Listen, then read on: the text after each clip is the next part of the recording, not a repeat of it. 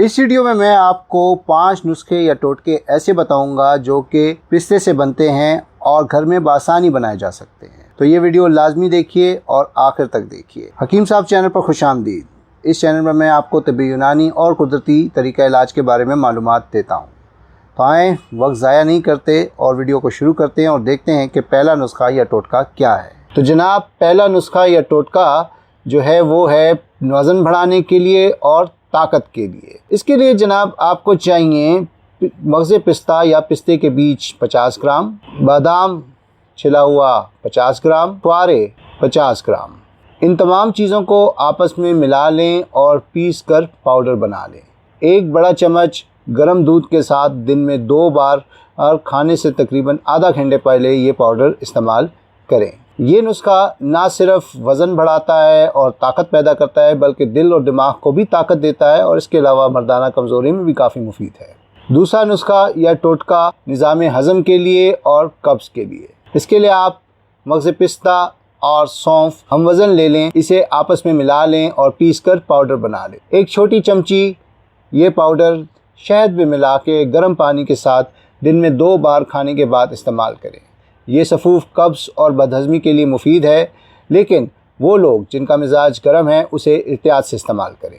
پستے کا تیل خشکی کے لیے۔ وہ لوگ جن کے بالوں میں خشکی ہوا کرتی ہے ان کے لیے یہ تیل کافی مفید ہے۔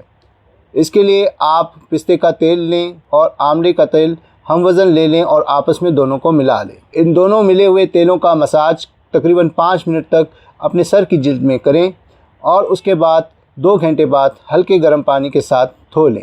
اس عمل کو ہفتے میں 2 بار کریں۔ اس سے نہ صرف آپ کے بالوں کی خشکی ختم ہو جائے گی بلکہ بال بھی مضبوط اور لمبے ہوں گے۔ پستہ کھانسی کے لیے اور بلغم کو خارج کرنے کے لیے۔ اس کے لیے جناب آپ کو جو اجزاء چاہیے وہ ہیں گل پستہ یعنی کہ پستے کے پھول 50 گرام، بہیڑے کا چھلکا 50 گرام اور ادرک کا جوس حسب ضرورت۔ گل پستہ کو اور چھلکا بہیڑا کو آپس میں ملا کر پیس کر پاؤڈر بنا لیں۔ اب اس پاؤڈر میں ادرک کا جوس شامل کریں اور گولیاں بنائیں۔ ایک گولی کو روزانہ رات کو اپنے منہ میں کچھ منٹ کے لیے رکھیں اور چوسیں اور اس کے بعد اسے نگل دیں۔